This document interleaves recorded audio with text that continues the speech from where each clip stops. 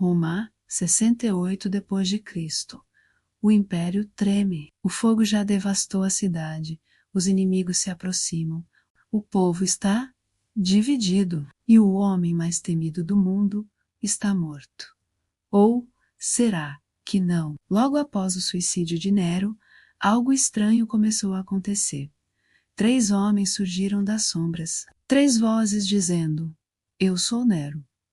E por mais inacreditável que pareça, milhares acreditaram. Esta não é apenas a história de um imperador excêntrico. É a história de uma lenda que não queria morrer, de um império que se recusava a esquecer, de um povo que precisava acreditar que ele voltaria. No coração da Roma antiga, onde o poder imperial se entrelaçava com mitos e conspirações, surge um dos relatos mais intrigantes da história: os falsos Neros. Após o suicídio do imperador Nero em 68 d.C., uma série de impostores emergiu das sombras, alegando serem o próprio Nero ressuscitado. Esses pretensos retornados não eram meros charlatães. Eles alimentavam rumores que abalavam a estabilidade do Império Romano, explorando a popularidade duradoura de um governante controverso. Esta narrativa, digna de um thriller histórico, revela como a morte de um tirano pode gerar lendas imortais, misturando caos político, nostalgia popular e o fascínio pelo sobrenatural. Nero Cláudio César Augusto Germânico, o último da dinastia Júlio-Claudiana, ascendeu ao trono aos 16 anos, em 54 d.C., após a morte suspeita de seu tio e pai adotivo, Cláudio, possivelmente envenenado por sua ambiciosa mãe, Agripina. A jovem, educado por mestres helenísticos como Sêneca, Nero era um defensor das lutas gregas e apaixonado por essa cultura, um patrono das artes, que se via como um artista divino. Ele participava de corridas de bigas, atuava em teatros e compunha poesias, ganhando prêmios em competições, inclusive nos Jogos Olímpicos, que ele manipulou para coincidir com sua visita à Grécia em 67 d.C. Ali, ele libertou a província de impostos, consolidando sua imagem como benfeitor. No entanto, Nero era uma figura polarizadora. Fontes senatoriais como Tácito, Suetônio e Dião Cássio o pintam como um tirano megalomaníaco, responsável pelo assassinato de sua mãe, Agripina, de seu meio-irmão britânico e de suas esposas Otávia e Popeia, Sabina, esta última, grávida, supostamente morta por um chute de Nero em um acesso de raiva. Embora complicações no parto sejam mais plausíveis, ele perseguiu cristãos, culpando-os pelo grande incêndio de Roma em 64 d.C., que destruiu 10 dos 14 distritos da cidade. Nero não iniciou o fogo, ele estava em Anzio e retornou para liderar resgates, abrindo jardins públicos e subsidiando alimentos. Mas usou a tragédia para reconstruir Roma, a sua imagem, erguendo a opulenta Domus Aurea, um palácio dourado com salas giratórias, lagos artificiais e decorações extravagantes, visto pelas elites como prova de sua loucura. Apesar da má fama entre senadores e cavaleiros, que o odiavam pelos altos impostos e por desafiar as tradições romanas, Nero era adorado pela plebe e nas províncias orientais. Ele investia em entretenimentos, jogos e reformas urbanas, como banhos públicos e mercados cobertos, beneficiando as classes baixas. Seu reinado marcou vitórias militares, como a subjugação da revolta na Britânia e negociações com a Pártia, que trouxe a Armênia para a órbita romana. Nero viajava pelo império, algo raro, e cultivava laços no Oriente, onde sua imagem de governante artista ressoava profundamente. O declínio veio em 68 d.C., o ano dos 4 imperadores, um período de caos civil. Revoltas na Gália, lideradas por Vindex, e na Espanha, por Galba, minaram seu poder. Abandonado pela guarda pretoriana e declarado inimigo público pelo Senado, Nero fugiu para a vila de seu liberto Faonte, a 6 quilômetros de Roma.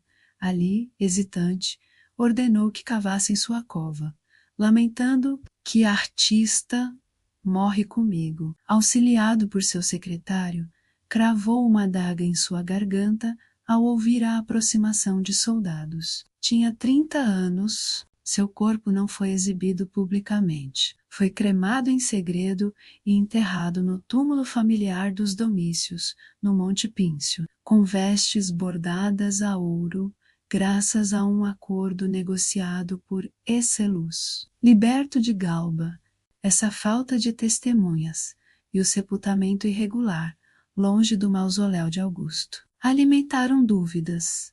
Nero realmente morreu? Por que não fugiu para o Oriente, onde tinha aliados, ou levantou tropas na Grécia? Por que desistiu tão rápido? Essas perguntas pairavam no ar, ecoando em um império instável. A morte de Nero não encerrou sua era.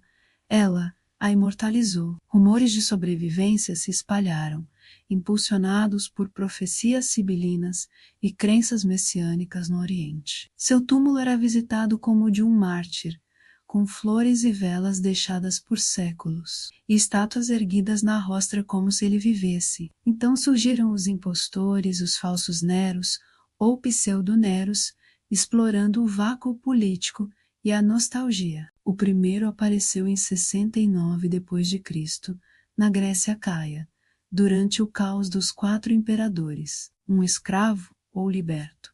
Semelhante fisicamente a Nero e hábil na cítara, reuniu desertores e seguidores entre a plebe e os soldados. Ele navegava pelo Egeu, prometendo retomar o trono, mas foi capturado pelo governador Asprenas e executado. Seu corpo, com olhos e cabelos notáveis, foi enviado a Roma para dissipar dúvidas. O segundo, Terêncio Máximo, emergiu por volta de 80 d.C.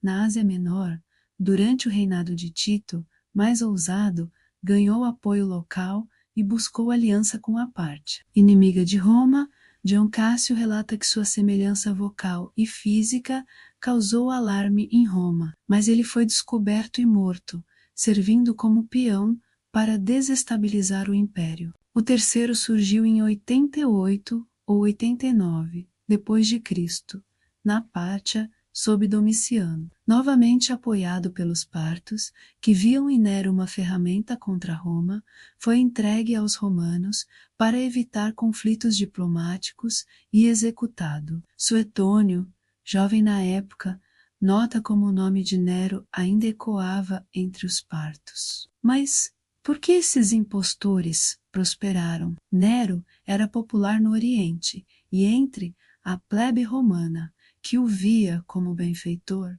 não tirano, a ausência de um corpo público, o caos pós-Júlio Claudiana e crenças em retornos messiânicos, semelhantes às lendas de rei Arthur ou Jesus, criaram um solo fértil. As fontes senatoriais distorciam sua imagem para legitimar novas dinastias, como a Flaviana de Vespasiano, que enterrou a Domus Aurea e ergueu o Coliseu sobre ela. Mas a plebe lamentava sua perda, decorando túmulos e circulando éditos, como se ele retornasse para destruir inimigos. A lenda persistiu por séculos. No século XI, o Papa Pascoal II cortou uma nogueira sobre o túmulo de Nero, acreditando que fosse assombrado, e jogou ossos no rio Tibre. Na cultura, aparecem poemas de Constantinos Cavafis e na série Os Julgamentos de Apolo. Historiadores descartam a sobrevivência de Nero.